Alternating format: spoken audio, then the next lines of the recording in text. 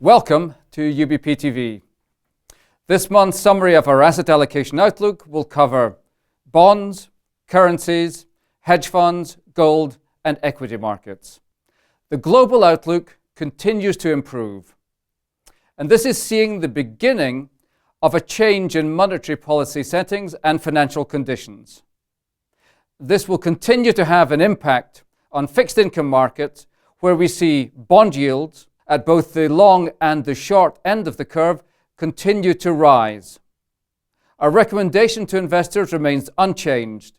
That is to keep duration, the average age of bonds in portfolios, as low as possible, and also to focus on the more attractive strategies we see in credit, such as short duration high yield bonds, and also non-directional credit strategies which have the flexibility to go where the returns will be best in fixed income. Regarding currencies, we remain bullish on the dollar.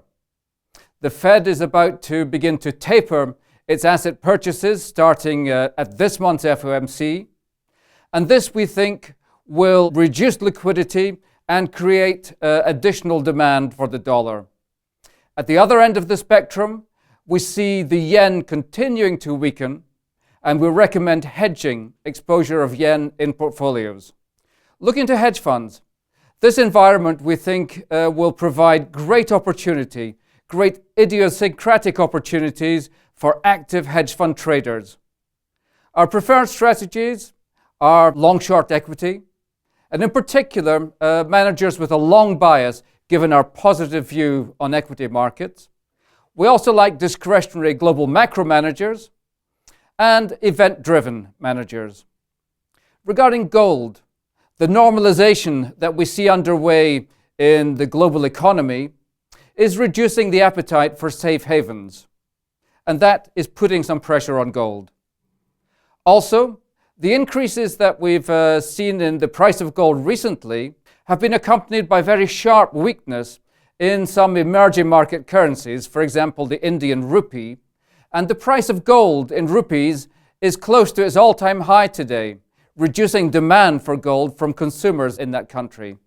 So shorter term, there are some headwinds, but longer term, gold remains an anchor in our portfolios, and we continue to recommend holding a position in diversified asset allocation. Finally, equities. I've mentioned the improving outlook we see in the economy.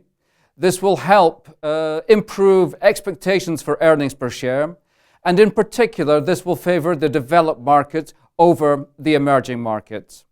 We continue to recommend switching out of emerging markets and into the equity markets of the Eurozone periphery, such as Italy and Spain. Our rationale is quite straightforward. Valuations are equivalent. The markets are trading at between 10 and 12 times 2014 earnings per share, both for Italy and Spain and for Asia and Latin America. But the expected growth in earnings per share in Italy is around 25%, around 15% for Spain, much better than what's anticipated in Latin America or Asia.